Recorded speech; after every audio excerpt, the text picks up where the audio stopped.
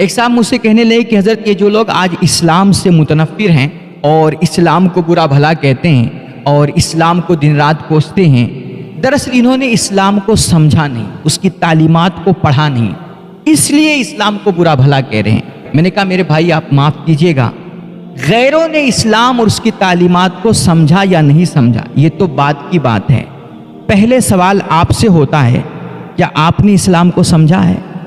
کیا مسلمانوں نے اسلام کی تعلیمات کو سمجھا ہے؟ اور اگر آپ کہتے ہیں کہ ہاں ہم نے اسلام کو سمجھا ہے تو پھر آپ سے اگلا سوال ہوگا کہ اگر آپ نے اسلام کو سمجھا ہے تو اسلام دوسروں کے سامنے آپ نے پیش کس طریقے سے کیا؟ آپ نے اسلام کو دوسروں کو سمجھایا کس انداز سے؟ کیا آپ نے اسلام کی تعلیمات کو دوسروں کے سامنے صحیح ڈھنگ سے صحیح طریقے سے پیش کیا؟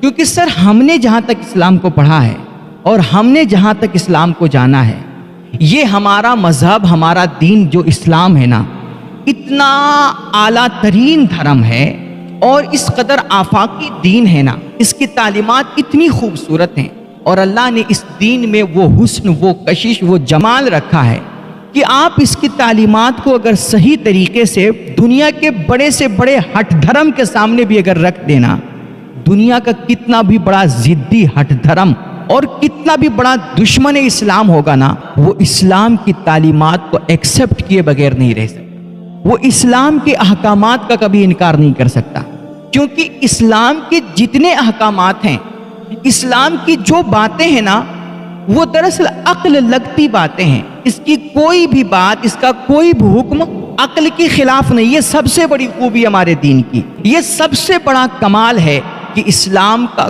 کوئی بھی حکم انسانی عقل کے خلاف نہیں ہے۔ تو یہ ہو ہی نہیں سکتا کہ آپ اسلام کا کوئی حکم، اس کی کوئی تعلیم جو انسانی عقل سے لگتی ہوئی ہوتی ہے، آپ اس کو کسی کے سامنے پیش کریں اور کوئی بندہ اس کا انکار کر دے۔ میں نہیں مانتا اس کو۔ سر آج جو اسلام کی تعلیمات پہ انگلیاں اٹھ رہی ہیں، اسلام کے اصول کا انکار کیا جا رہا ہے، وہ دراصل اسلام کے اصول اور اس کی تعلیمات ہیں ہی نہیں، یہ سب مسلمانوں کے اپنے بنائے ہوئے اصول ہیں، اپنے بنائی ہوئی تعلیمات ہیں۔ ورنہ سر آپ دیکھیے اللہ کے نبی علیہ الصلوۃ والتسلیم سے ایک دفعہ پوچھا گیا، یا رسول اللہ آپ بتائیں اسلام کیا ہے، سب سے افضل اسلام کیا ہے؟ تو اللہ کے نبی علیہ الصلوۃ والتسلیم نے ارشاد فرمایا، میں اس کا مفہوم عرض کر رہا ہوں، آپ نے فرمایا سب سے بہترین اسلام میٹھے بول اور حسن اخلاق ہے۔ حسن اخلاق مطلب اچھے کردار، اچھی عادتیں، اچھے اخلاق اور اچھا کریکٹر۔ بتائیے دنیا کا کون سا انسان ہے جو اچھے کریکٹر کے خلاف، اچھے اخلاق کا مخالف اور میٹھے بول سے وہ نفرت کرے؟ کون سا دنیا کا انسان ہے؟ اسی طرح میرے نبی علیہ الصلوۃ والتسلیم سے ایک دفعہ اور پوچھا گیا ہے، رسول اللہ سب سے افضل دین، سب سے افضل اسلام کون سا ہے؟ تو آپ نے فرمایا سب سے افضل اسلام غریبوں کو کھانا کھلانا اور سلام عام کرنا۔ سلام مطلب پیس، امن، شانتی، پریم اور محبت پھیلانا۔ یہ سب سے بہترین اسلام ہے جو اللہ اور اس کے نبی علیہ الصلوۃ والتسلیم نے ہمارے آپ کے سامنے پیش کیا۔ کبھی آپ سے پوچھا گیا آپ بتائیں سب سے افضل اسلام کیا ہے؟ آپ نے فرمایا دوسروں کی مدد کرنا، کسی کے کام میں ہاتھ بٹانا۔ میں مفہوم عرض کر رہا ہوں حدیث کا۔